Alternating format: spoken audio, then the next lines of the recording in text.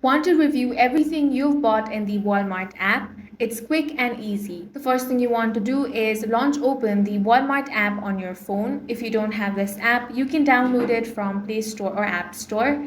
Now, make sure to log into your account. Once you have been logged in, you want to tap on the account icon or tap on these three lines. Now, you will find the option of purchase history over here. Go ahead and tap on that. Now, it will pull up the chronological list of every order you've placed from electronics to groceries. You can scroll through to find any purchase, tap it to see full details such as order date, itemized line items, payment methods, and delivery or pickup status. If you need to narrow it down, you can use the filter option such as by date over here, so you can filter it by date as well. Tap on view results. You also have different tabs here such as return, in-store or status.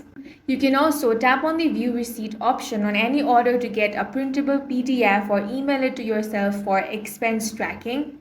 You can also reorder items from here, and that's it for this video. If you found it useful, make sure to hit the like button and subscribe for more videos like this.